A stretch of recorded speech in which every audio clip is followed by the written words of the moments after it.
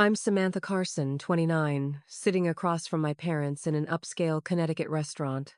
The chandelier light catches on Mom's diamond earrings as Dad swirls his scotch. Photography, he sneers, exchanging glances with my mother. How does it feel being useless? The familiar knot forms in my stomach, but this time is different. I look him straight in the eyes and deliver one sentence. The look on their faces was worth the years of torment, but things weren't always this way. Before I dive into my story, let me know where you're watching from in the comments. If you've ever dealt with toxic family members or fought to follow your passion, hit that like button and subscribe to hear more stories of overcoming family drama. Trust me, what I said to my parents that night will be worth the wait. Growing up as a Carson meant growing up with weight. Not the physical kind, though my mother would occasionally comment on that too, but the weight of expectations. Our family estate sprawled across 2 acres in the most affluent part of Connecticut. A colonial-style mansion with white columns and perfectly manicured gardens that appeared in regional architecture magazines. The house wasn't a home so much as a statement: the Carsons have arrived. My father, Richard Carson, was not just a surgeon, but the surgeon that other doctors consulted when cases seemed impossible. His steady hands and calculating mind had saved countless lives, a fact he reminded us of whenever I brought home anything less than an A+. People trust me with their lives, Samantha. The least you could do is master basic algebra. Mom Victoria Carson dominated courtrooms as a corporate attorney defending pharmaceutical companies and investment firms with a ruthless efficiency that earned her both respect and fear in legal circles. From my earliest memories, my life was mapped out with military precision. The Carson legacy my father would toast at family gatherings, 3 generations of doctors, lawyers, and leaders. My childhood bedroom featured framed medical illustrations alongside law books to get familiar with even before I could read chapter books. Summer camps weren't chosen for fun, but for their academic advantages: science programs, debate camps, young entrepreneurs workshops. While other kids played, I prepared. The family photo albums told our story perfectly. Samantha at piano recital, 2nd place. A disappointment, Samantha. Accepting Academic Achievement Award, expected Samantha with perfect posture at the country club representing the family name. What those albums never showed were the tears afterward, the panic attacks before competitions, or the constant comparison to my perfect cousins. Jennifer is already taking college-level courses, my mother would mention casually about my cousin who was only 6 months older than me. And did you see what Matthew accomplished at the science fair? A true Carson? The unspoken addition was always clear, unlike you. The conditional nature of their affection became apparent early. Good grades meant rare smiles and perhaps a distracted pat on the shoulder from Dad. Disappointments, even small ones, triggered icy silence that could last days. When I placed 2nd in the regional spelling bee, neither parent spoke to me during the entire car ride home. That night, I heard Mom on the phone. We're trying not to show our disappointment too, obviously. She needs to learn self-motivation. At family gatherings, my failures became cautionary tales. Samantha thought cutting corners on her biology project wouldn't matter, Dad would say to my younger cousins while I stood frozen with a forced smile. Now she understands that Carsons don't take shortcuts, don't you, dear? By 12, I had started keeping a journal hidden beneath my mattress, cataloging the small cruelties. Not because I recognized them as wrong at the time, but because I thought documenting my failures might help me improve. Reading those journals years later broke my heart for the child who believed she was fundamentally flawed. Photography entered my life by accident in middle school. Mrs. Reynolds, the art teacher, noticed me hanging back during free periods, avoiding the social hierarchies of the cafeteria. She placed an old film camera in my hands one day. Try capturing what you see, Samantha. Sometimes it helps to frame the world differently. The moment I looked through that viewfinder, something shifted. The world became manageable, beautiful, even when captured in controlled compositions. I spent hours in the school darkroom mesmerized by images, appearing as if by magic in developing trays. For the first time, I created something that made me feel genuine pride, not the manufactured pride of meeting expectations. My parents discovered my new passion when Mrs. Reynolds entered one of my photographs in a youth arts contest. I won first place. My photo of elderly hands intertwined was featured in the local paper. Instead of celebration, I faced interrogation. "This is what you've been doing instead of SAT prep." Mom's voice was dangerously quiet. Dad was more direct. "Photography is a hobby, Samantha. A distraction, not a future." The next day, my camera disappeared, misplaced during household cleaning. The darkroom chemicals I'd purchased with babysitting money were accidentally thrown away because they looked dangerous. When I signed up for the photography club, I discovered I'd been mysteriously enrolled in Science Olympiad instead. Much better for college applications, honey. I learned to hide my passion. I saved lunch money to buy disposable cameras, developing photos at the local pharmacy and storing them at my only friend Lily's house. I maintained perfect grades as camouflage while nurturing my secret artistic life. Every crushed dream and redirected interest taught me something valuable: the art of appearing to comply while plotting my escape. Princeton University, my father's alma mater, was never a choice but an assumption. The application process consisted of Dad calling former classmates on the board and Mom editing my personal statement until it reflected someone I barely recognized. When the acceptance letter arrived, my parents hosted a dinner party. The centerpiece was a cake decorated with a stethoscope made of fondant. The message was clear: pre-med or bust. My dormitory became my first taste of freedom. My roommate, Kimberly Wynn, a vibrant sociology major from California, was everything my parents would disapprove of: spontaneous, artistically inclined, and refreshingly honest. She caught me crying after a particularly brutal phone call with my mother about my disappointing performance on my first chemistry exam. "A B+ isn't failing," Kim said, perplexed, after I explained my parents' reaction. "In the Carson household, anything less than perfect might as well be an F," I replied, trying to laugh through tears. Kim became my first real friend, the first person who seemed to like me for who I was, rather than what I could achieve. When she discovered my hidden portfolio of photographs, she didn't dismiss them as a distraction, but marveled at my perspective.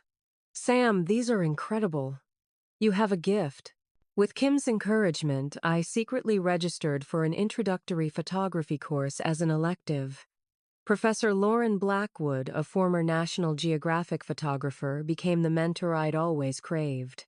Unlike my parents, she criticized, constructively celebrated progress rather than perfection, and most importantly, saw potential in my perspective.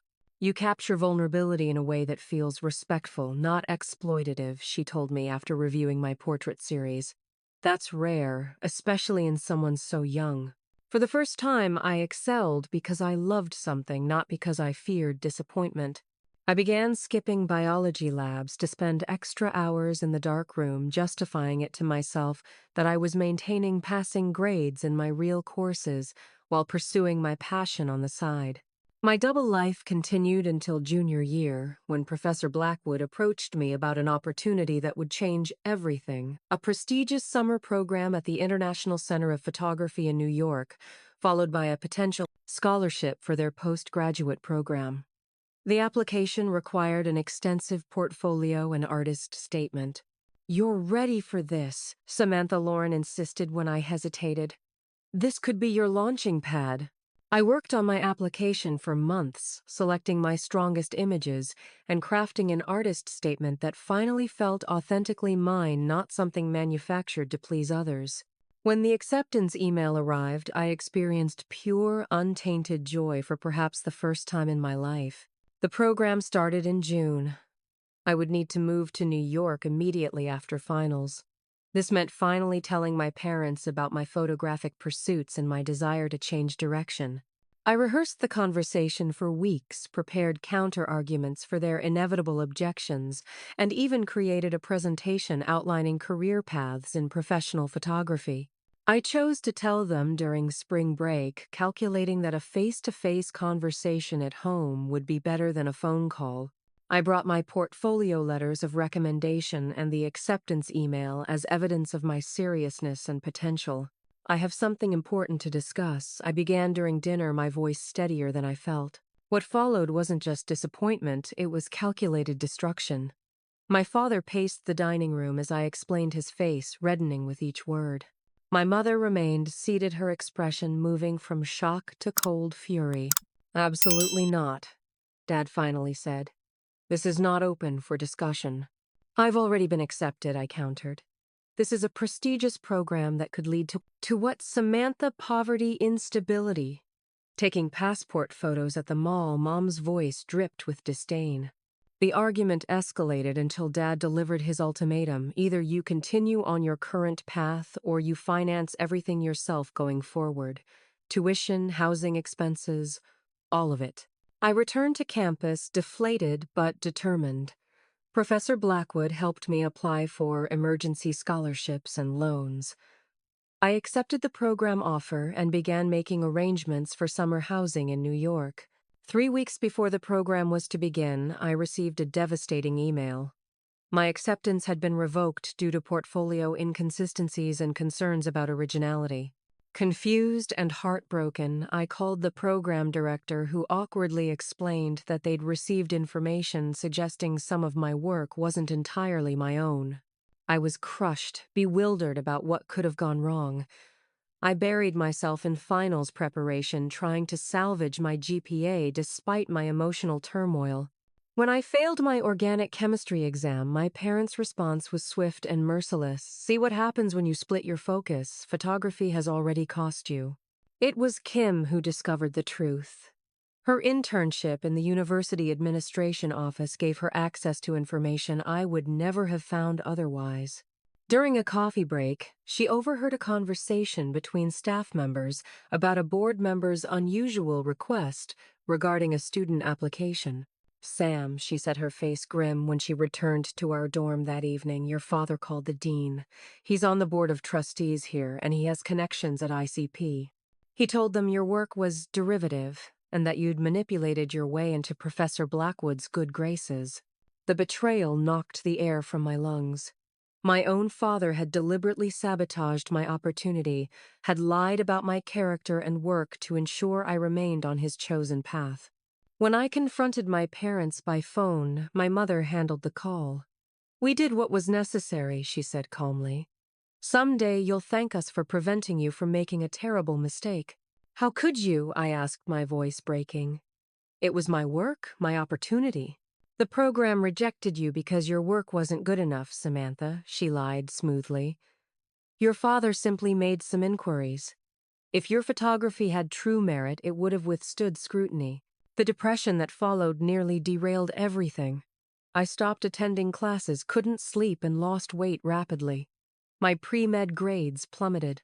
Kim and Professor Blackwood became my lifelines, ensuring I ate, helping me contact mental health services, and eventually encouraging me to channel my anger into action.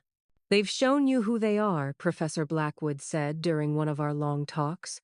Now you get to decide who you are without their approval. The decision to change my major to fine arts, with a concentration in photography, came with immediate consequences.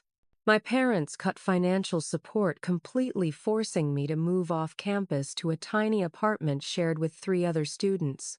I worked as a barista mornings before class, as a teaching assistant in the photography department afternoons, and as a waitress weekends. Sleep became a luxury, but for the first time I was living authentically. Professor Blackwood connected me with smaller photography competitions and exhibitions, where I began building a reputation independent of my parents' influence. My GPA recovered as I excelled in courses that engaged rather than depleted me. Though constantly exhausted, I discovered a resilience I hadn't known I possessed. Graduation day arrived with a mixture of pride and apprehension. I'd arranged tickets for my parents, saving 2 seats in the family section despite our strained relationship.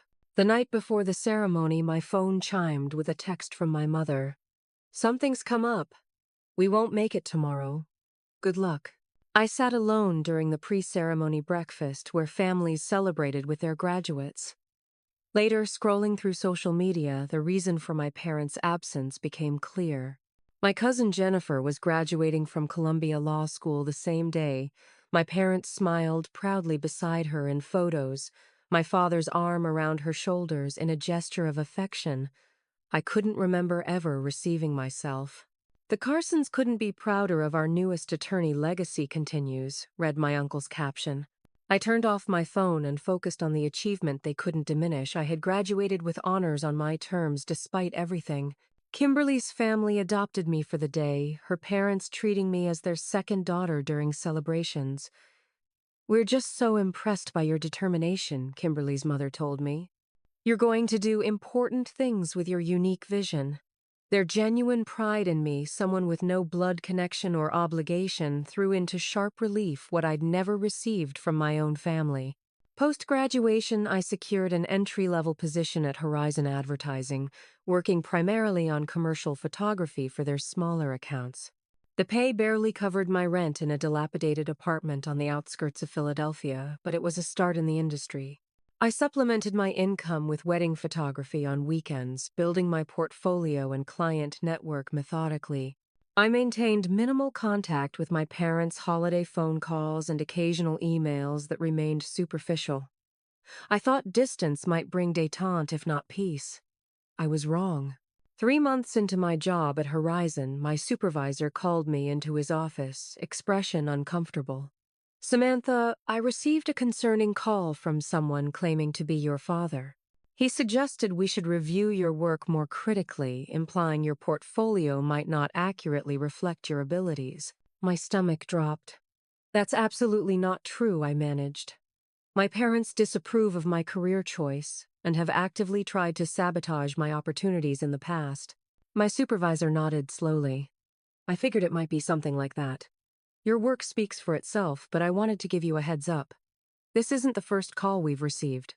Over the following weeks, I discovered my parents had been systematically contacting my clients, raising subtle doubts about my professionalism and reliability.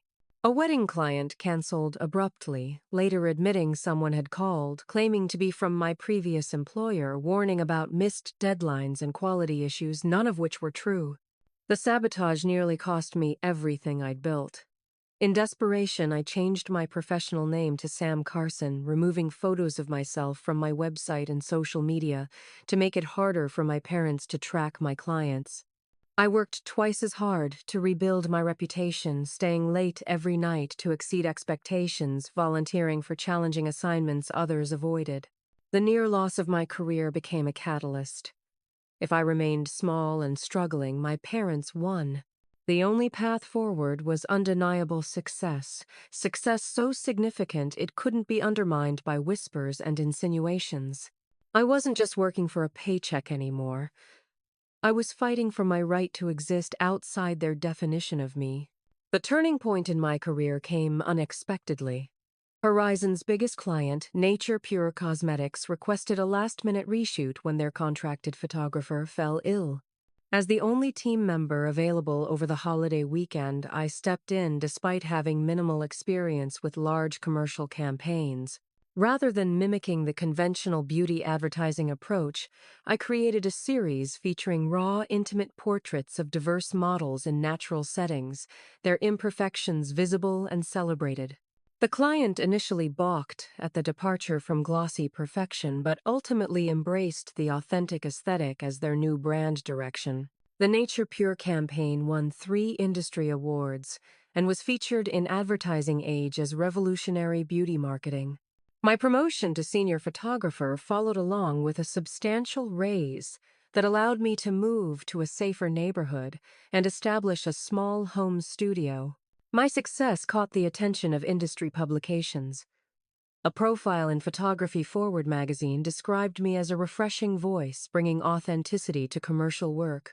The article included my full name and background information that inevitably reached my parents. I was preparing for a client meeting when my phone lit up with my mother's number, the first direct call in nearly a year. Assuming a family emergency, I answered. "Grandmother Carson is in the hospital," Mom said without preamble. "Stroke. She's asking for you." I dropped everything. My grandmother, though often complicit in my parents' manipulation, had shown me small kindnesses throughout my childhood, sneaking art books into my Christmas gifts, asking about my interests when others focused only on my achievements. Despite the strained relationship, I couldn't ignore what might be a final request. I took an overnight train to Connecticut, arriving at the hospital exhausted and anxious. The receptionist checked her system twice before informing me there was no Margaret Carson registered as a patient. Confused, I called my mother, who directed me to come to the family home instead. There's been a change. She's been released to recover at home. The moment I entered the living room, I knew I'd been deceived. My grandmother was not there. Instead, my parents sat stiffly on the sofa alongside two uncles and an aunt. My father stood as I entered. "Samantha, thank you for coming. We felt an intervention was necessary." The family intervention was a 3-hour ordeal where relatives took turns expressing concern about my career path. They'd prepared a portfolio of job openings at pharmaceutical companies and hospitals where my father had connections. A place had been held for me at a medical school willing to overlook my detour if I started the following semester. "This photography phase has made its point," Mom said reasonably. "You've proven you can succeed on your own terms. Now it's time to return to the family tradition." The betrayal of using my grandmother's health as manipulation pushed me past my breaking point. "Where is grandmother?" I demanded. "On a cruise with her bridge club," my Uncle Robert admitted, looking uncomfortable. "She doesn't know about this meeting." I stood shaking with rage and hurt. "You lied about a stroke. You made me believe she was dying to get me here." "We did what was necessary to have this important conversation," my father replied, unrepentant. "Your little rebellion has gone on long enough." What followed was the most honest conversation I'd ever had with my family, and the last for a very long time. I detailed every betrayal, every manipulation, every crushed dream. I named the psychological toll their guidance had taken. I rejected their vision of success and defined my own. "I don't want your connections or your approval," I concluded. "The person I've become without you is someone I'm proud to be." My mother's face had hardened to marble. "Then perhaps you should continue without us completely." "Perhaps I should," I agreed and walked out of my childhood home. Uncle Robert followed me to my rental car. Unlike the others, he seemed genuinely remorseful. "They've always been this way," he said quietly. "Your father's parents did the same to him. It's a cycle." "A cycle I'm breaking," I replied, too hurt for compassion. "For what it's worth, I saw your campaign for Nature Pure. It was brilliant. Truly original work." He handed me his card. "If you ever need anything they can't track, I'm here." The 6 months following the intervention were the first time in my life I had no contact whatsoever with my parents. I blocked their numbers, redirected their emails to a folder I never opened, and focused entirely on building my career and healing. Therapy became a weekly commitment, painful but necessary to unravel the deeply rooted belief that I was somehow fundamentally unworthy. During this period of silence, an unexpected ally emerged. Dr. James Wilson, my father's longtime colleague, reached out via email with a subject line that caught my attention. "Your father doesn't know I'm contacting you." Dr. Wilson requested a coffee meeting during his Philadelphia conference trip. Curiosity won over caution, and I agreed to a public meeting. The distinguished surgeon was nothing like I expected, warm, self-deprecating, and immediately forthcoming about his purpose. "Your father and I have been colleagues for 20 years, he explained. "But I've never approved of how he treated you. My own daughter faced similar pressure to follow my footsteps. She chose marine biology instead, and though it took time, I learned to celebrate her path."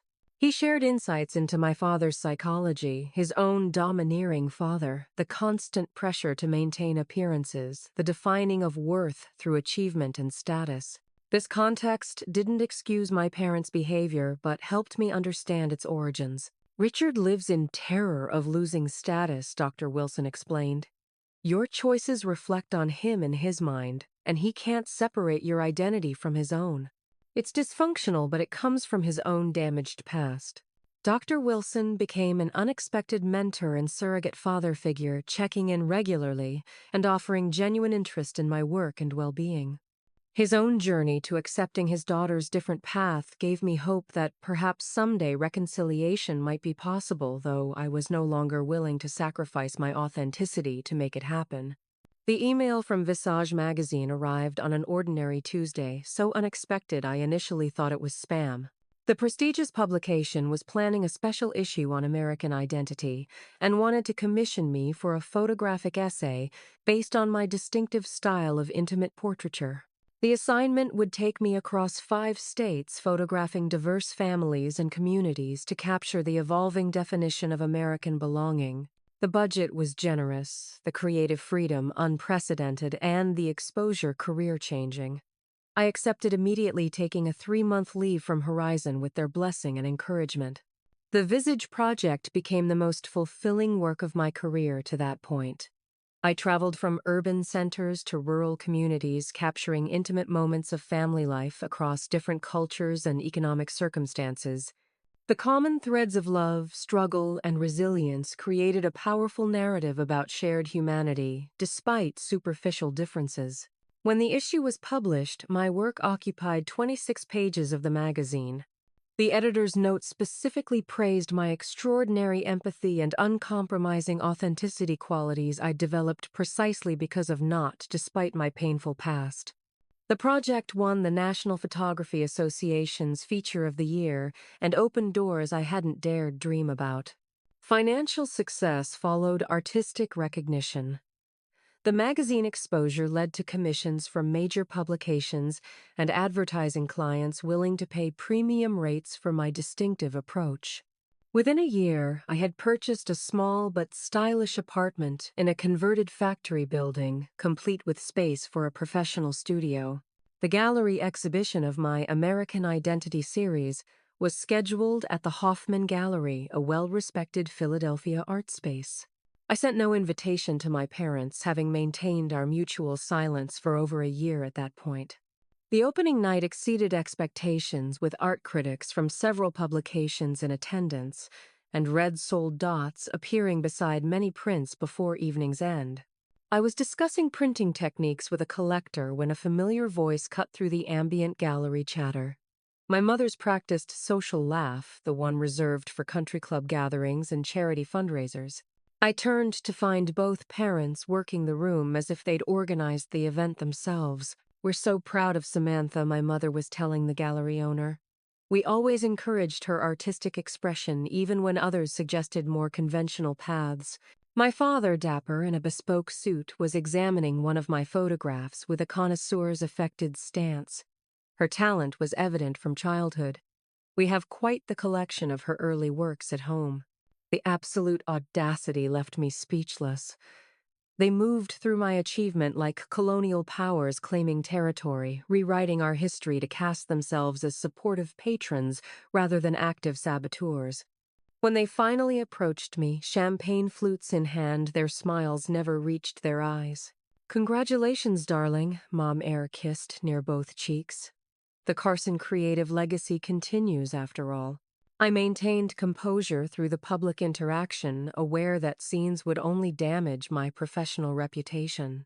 The following day, however, I discovered they had given an interview to the arts section of the Philadelphia Inquirer, describing themselves as the guiding force behind my creative development and taking credit for encouraging unconventional thinking.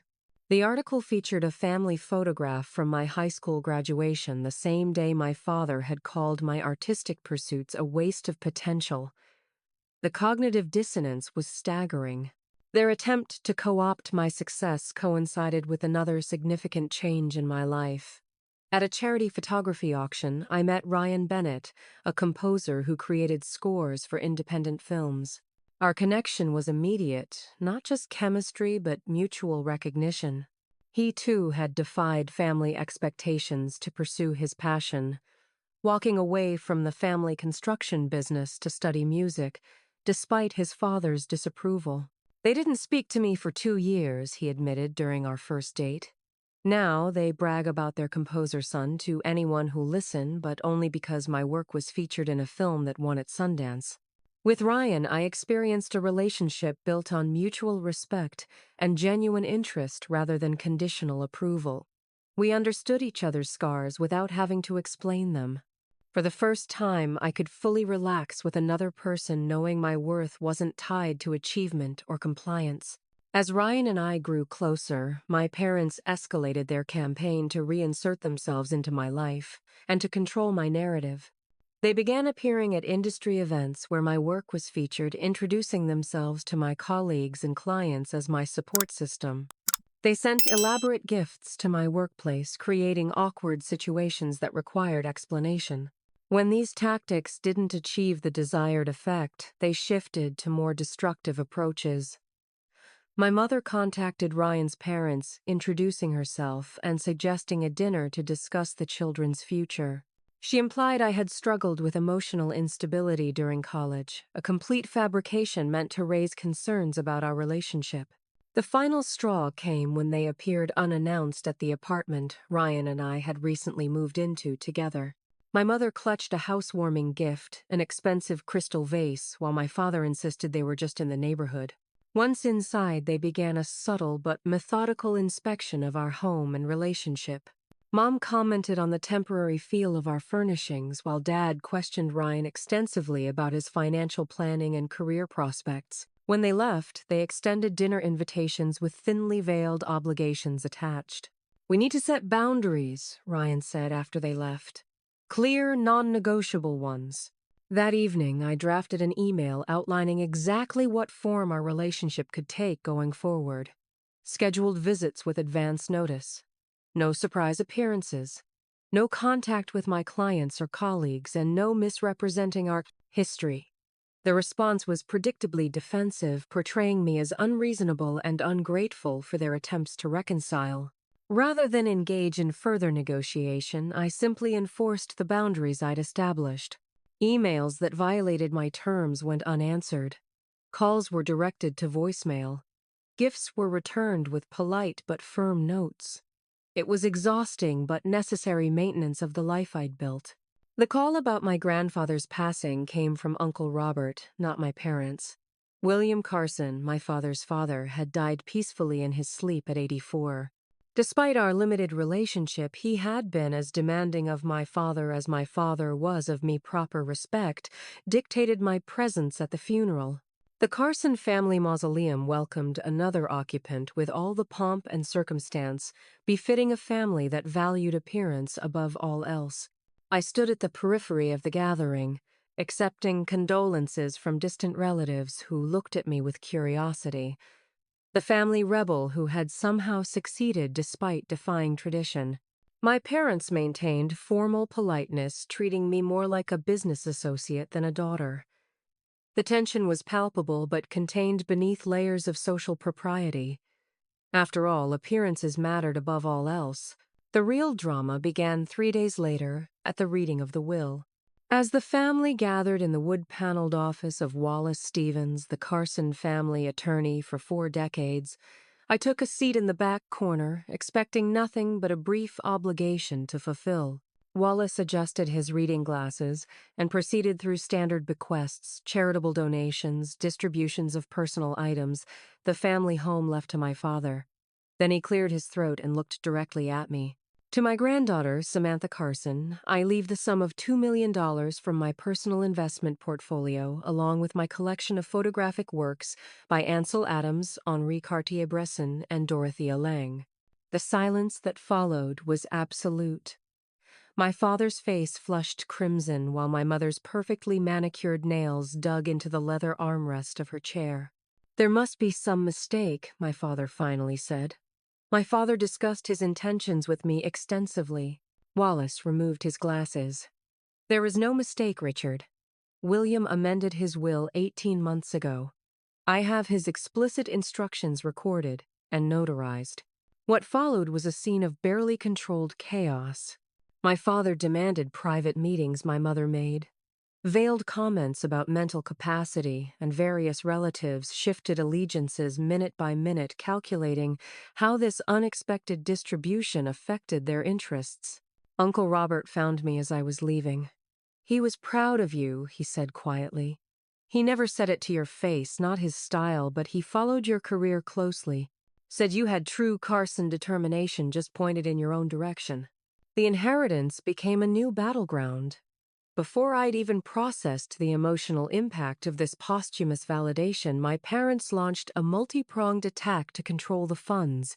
My father filed paperwork claiming executor privileges to manage my inheritance, citing concerns about my financial inexperience. My mother suggested a family investment strategy where the funds would be rolled into Carson Holdings. When these approaches failed, more desperate tactics emerged.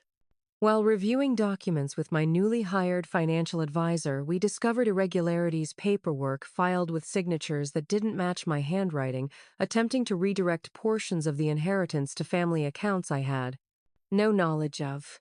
Most disturbing was the discovery that my father had attempted to have my grandfather's will changed in the final months of his life. A nurse from the assisted living facility contacted me after seeing the dispute mentioned in financial papers. "Your father brought documents for your grandfather to sign several times," she revealed. "Mr. Carson always refused, saying his wishes were already recorded. During the last visit, your father tried when William was on heavy medication. I reported it to management. The evidence of attempted manipulation was substantial enough that my attorney suggested potential legal action against my father. Instead, I chose to use it as leverage for a clean break, full inheritance with no further interference, in exchange for not pursuing fraud charges that would damage the Carson reputation irreparably." The family meeting where this agreement was finalized took place in the office of my attorney, Miss Patricia Hammond. My father brought his own legal team, a show of force that quickly deflated when Miss Hammond quietly presented the folder of evidence we'd accumulated. "This meeting can proceed in one of two ways," she stated calmly. "We can reach an amicable agreement regarding William Carson's clear wishes, or we can pursue a more public resolution that would include allegations of attempted fraud and elder abuse." I had never seen my father's mask of control slip so completely. For the briefest moment, fear replaced arrogance in his expression. My mother, ever strategic, placed a restraining hand on his arm. "I believe we can resolve this like family," she said smoothly. "We passed the point of like family long ago," I replied, finding strength in speaking truth. The settlement was finalized within hours. I would receive my full inheritance without interference. In exchange, I would make no public statements about the attempted manipulation. It was a clean, business-like resolution to a relationship that had devolved into exactly that, a business arrangement rather than a family bond. As we prepared to leave Aunt Jessica, my mother's sister, who had remained silent throughout the proceedings, approached me privately. "They did the same thing to your cousin Matthew," she revealed quietly. "He wanted to be a teacher. Now he's a miserable attorney with a drinking problem and a failing marriage. You're the only one who got away intact." She pressed a flash drive into my palm. "Emails. Your mother's account I've had access for years. If they ever come after you again, you'll need these." The drive contained years of correspondence revealing the calculated manipulation of not just my life, but those of other family members. Strategies for managing relatives, undermining career choices, controlling inheritances, all documented in my mother's meticulous style. I stored it securely, hoping never to need it, but grateful for the protection it provided. The legal battle and its resolution extracted an emotional toll I hadn't anticipated. Anxiety attacks returned, along with insomnia and a constant sense of vigilance.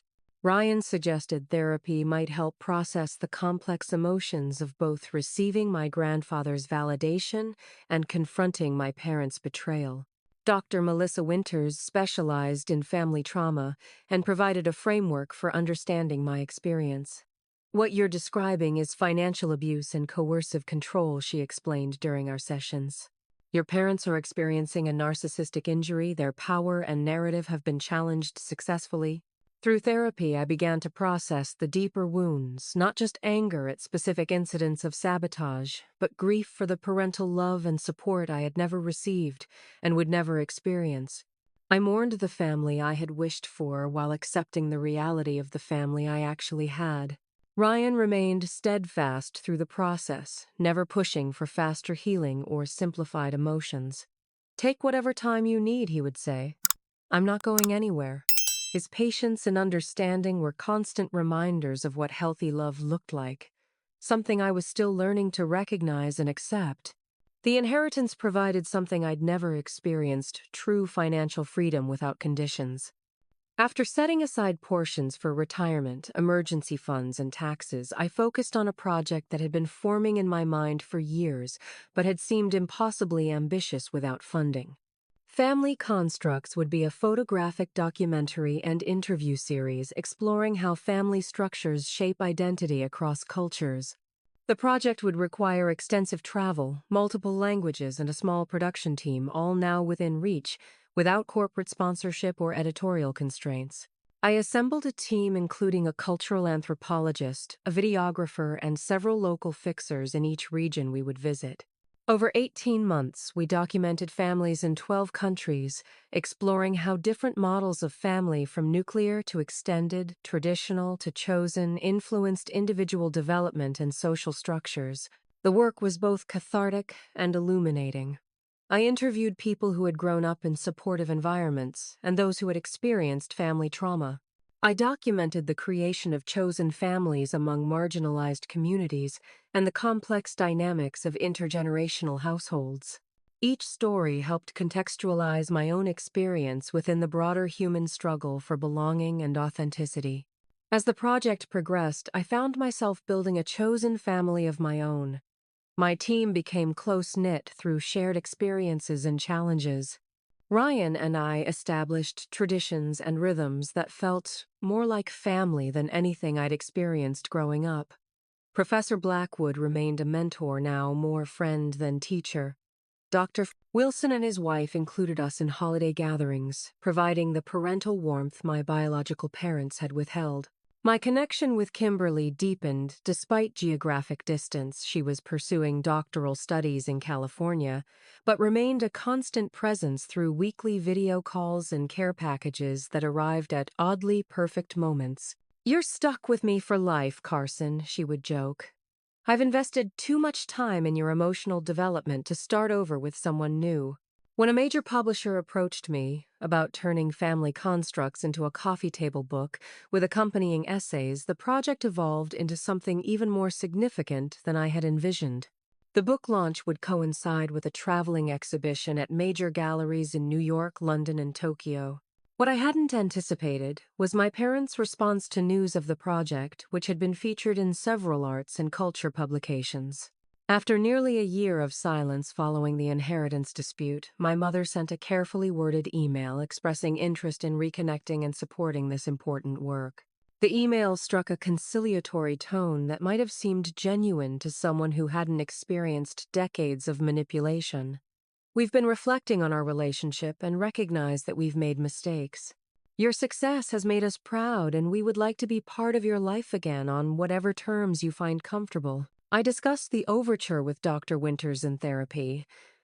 "What do you actually want from a relationship with your parents, if anything?" she asked. The question required serious reflection. Did I want reconciliation? Was it even possible given our history? Or was I simply seeking the closure of having them acknowledge their behavior? After much consideration, I responded with clear terms. I would meet them for dinner when I was in New York for the exhibition opening. The meeting would be in public with no discussion of financial matters or career advice. I needed acknowledgement of specific past behaviors before considering any ongoing relationship. Their response was predictably evasive. "We're so pleased you're willing to put the past behind us. We've secured reservations at Le Bernardin to celebrate your success properly." The careful avoidance of accountability confirmed what I already knew: any reconciliation would be on their terms, with the past conveniently revised or forgotten. Still, I maintained the dinner plan, approaching it as an opportunity for personal closure rather than true reconnection. Meanwhile, Family Constructs received pre-publication acclaim that exceeded my expectations. The New York Times Style magazine ran a feature calling the work revolutionary in its intimate examination of family as both nurture and wound. Museum curators and celebrity collectors expressed interest in the exhibition prints.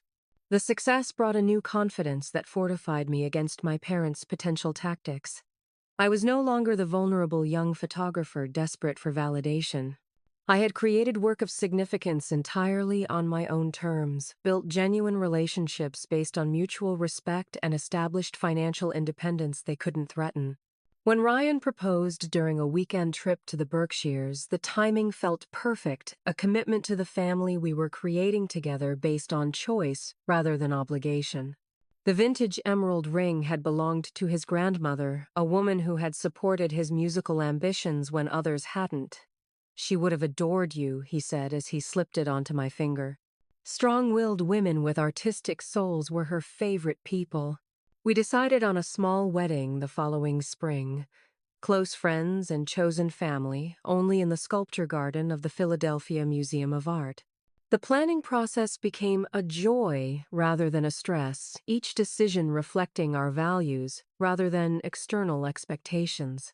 The only shadow on this period of personal and professional fulfillment was the approaching dinner with my parents.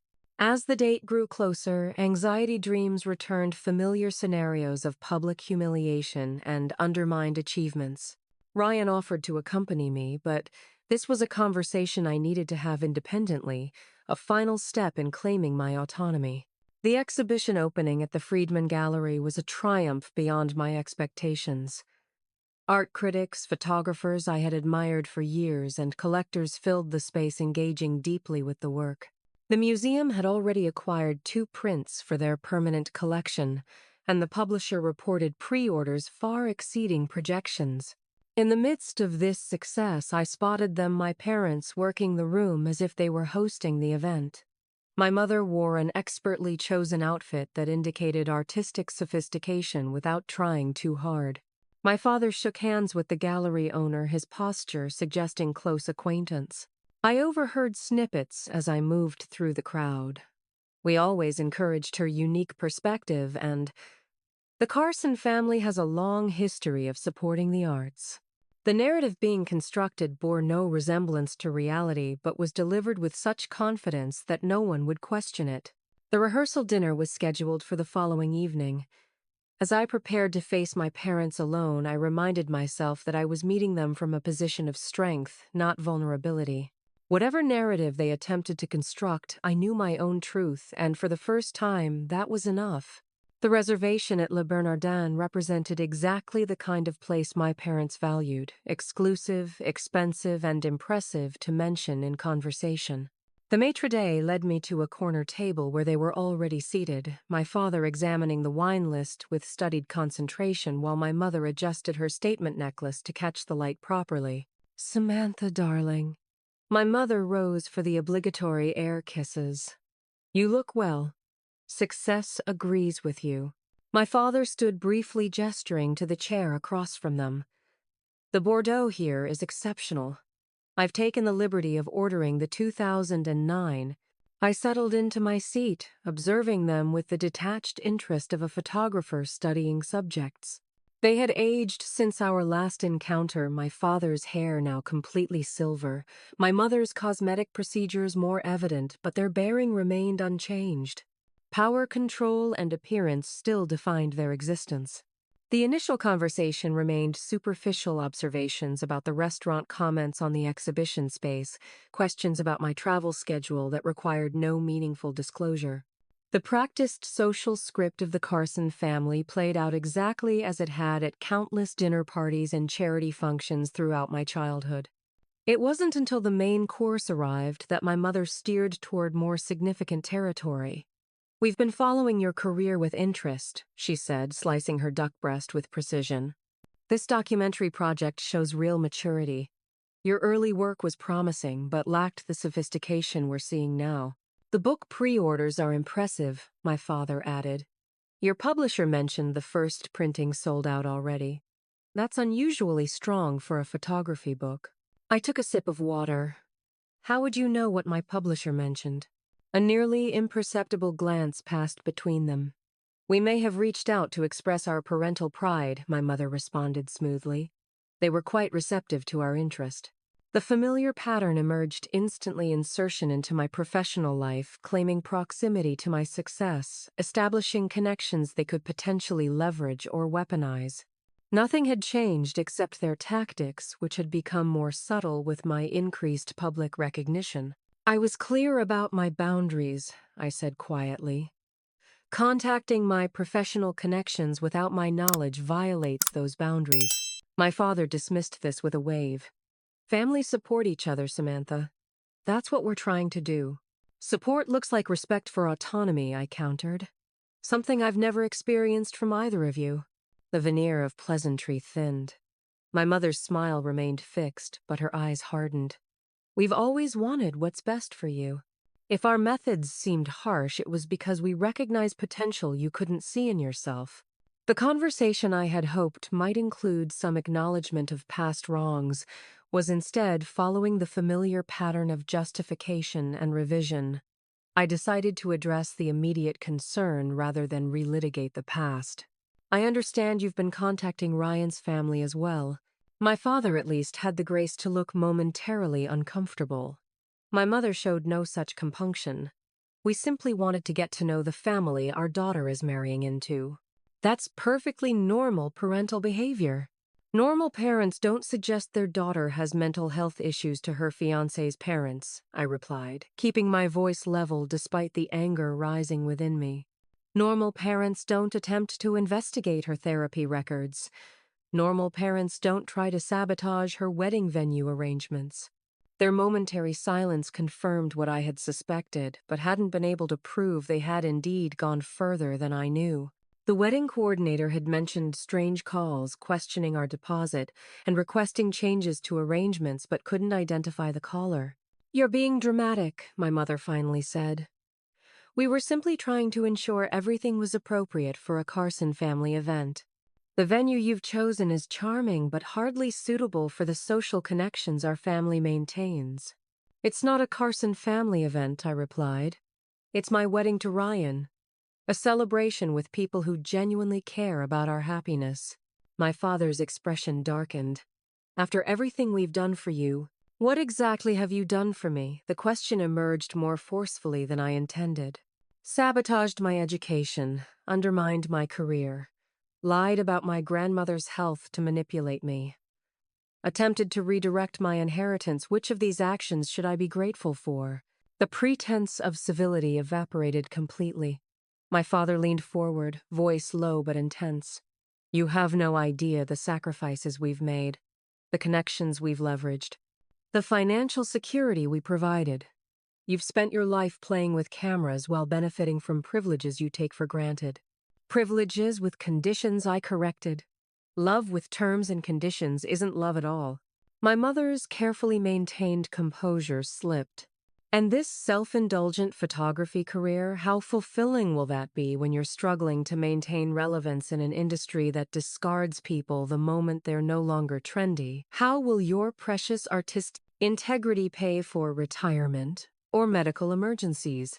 "That's really what concerns you, isn't it?" I asked. "Not my happiness or fulfillment, but whether my choices reflect successfully on you, whether they maintain appearances and status."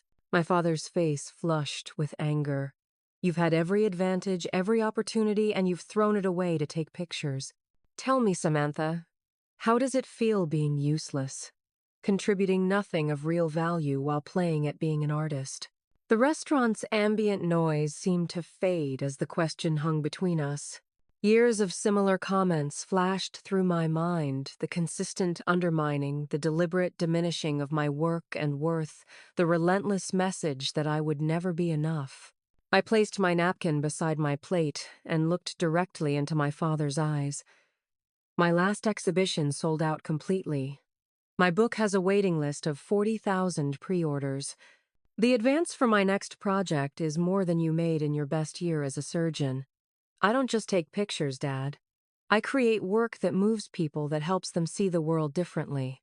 And I do it without exploiting or diminishing anyone else. The absolute silence that followed was worth every struggle, every tear, every moment of doubt. For once, neither of them had a ready response or clever redirection. The irrefutable evidence of my success on my own terms, financial, critical, and personal, left no room for their usual tactics. My mother recovered, first reverting to social autopilot. "Well, of course, we're very proud of what you've accomplished. As we were telling the gallery owner yesterday, I'd like you to stop," I interrupted quietly. "Stop pretending you supported me. Stop inserting yourselves into my professional life. Stop contacting my friends, colleagues, and future in-laws. Just stop." "You can't possibly mean to cut us out of your life completely," my father said, more statement than question. "I mean to have a relationship based on truth or no relationship at all," I clarified. "You're welcome to attend the wedding as guests, not as hosts or decision-makers. You're welcome to be grandparents to any children we might have with clear boundaries and behavioral expectations. But the manipulation and control end now." My mother's face registered genuine shock. Parents of our social standing simply weren't spoken to this way by their children, regardless of age or circumstances. The power dynamic I was establishing violated every rule of their carefully constructed world. "You'll regret this approach when you need us," my father said, his tone carrying a warning. "Family is the only reliable support system in this world." "I agree completely," I replied, standing to leave. "Which is why I've built one with people who actually know how to love without conditions." I placed enough cash on the table to cover my portion of the meal and walked out of the restaurant without looking back. The night air felt cleansing after the toxic tension of the dinner. For the first time in my life, I had confronted my parents without emotional collapse or retreat. I had stated my terms clearly and without compromise. Whether they would respect those terms remained to be seen, but their response no longer determined my next steps. I had claimed authorship of my own life story, and no one, not even Richard and Victoria Carson, could rewrite it now. Our wedding day dawned with perfect early June weather, clear skies, and a gentle breeze that rustled through the sculpture garden. The space had been transformed, with simple, elegant touches, wildflowers in copper vases, strings of warm lights creating a canopy effect, and framed photographs from our travels together, marking the path to the ceremony space. The empty seats in the front row didn't escape my notice. Despite the formal invitation and my clear communication about boundaries, my parents had sent a brief note declining to attend. "Given current circumstances, we feel our presence would create unwanted tension on your special day. We wish you happiness in your future endeavors." The formal, detached language said everything about their inability to participate in a celebration they couldn't control. Part of me had expected this response, while another part, perhaps the little girl who had desperately sought their approval, felt a final pang of disappointment. Dr. Wilson approached. As I stood contemplating those empty chairs, "Your parents are missing something beautiful today," he said gently. "That's their loss, not yours." When he offered to walk me down the aisle, the gesture brought unexpected tears. I'd be honored I managed accepting his arm. The ceremony itself became a testament to the family we had chosen and created. Kimberly, my maid of honor, gave a toast that had everyone alternating between laughter and tears.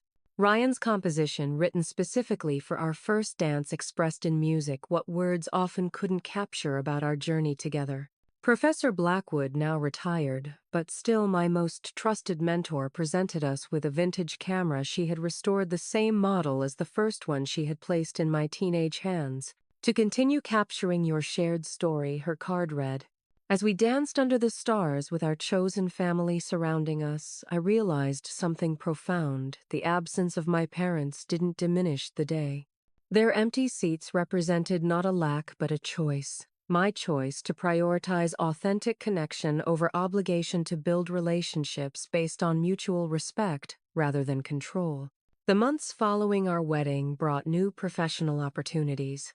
The success of Family Constructs led to a prestigious teaching position at the Philadelphia Institute of Fine Arts, where I found unexpected fulfillment in mentoring young photographers finding their voices.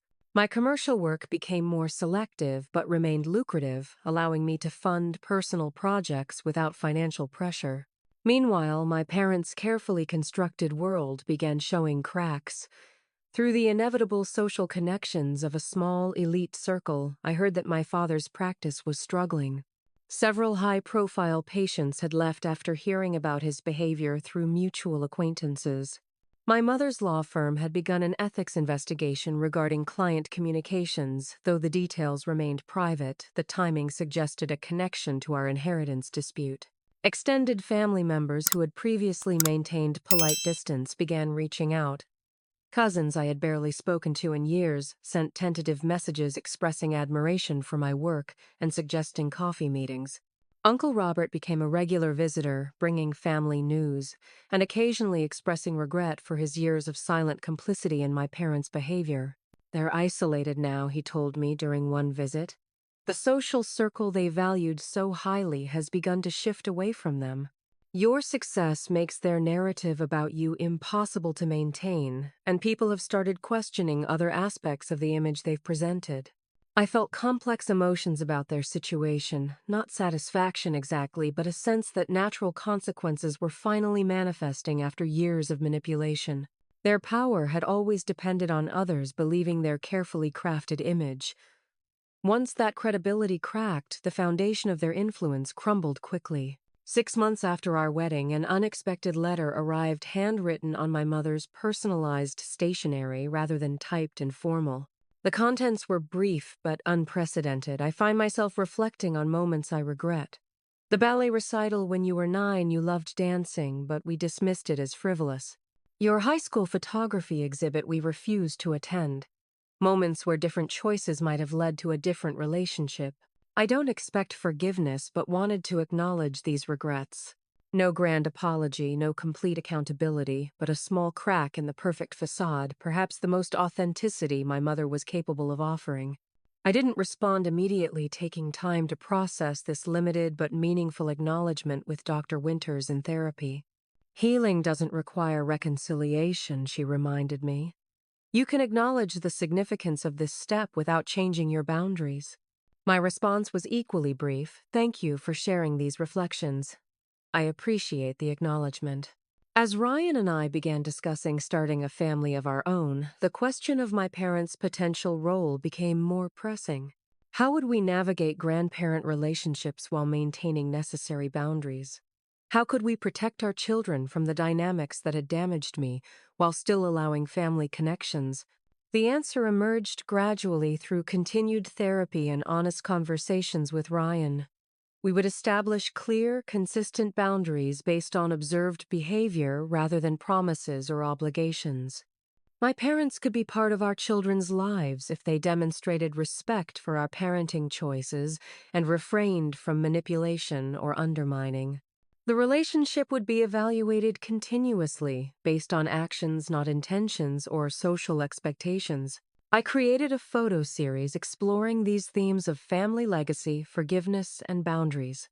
The images juxtaposed childhood photographs with current self-portraits, exploring the journey from defined by others to self-definition.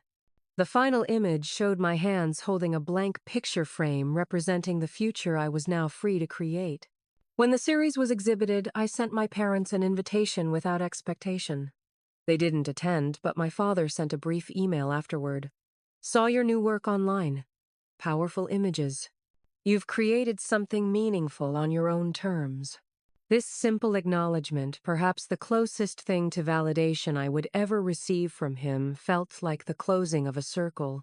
I didn't need their approval anymore, but there was a certain peace in having them recognize, even partially, the legitimacy of my path. Life continues to unfold in ways I never could have imagined during those painful early years when I believed my worth was measured by their approval.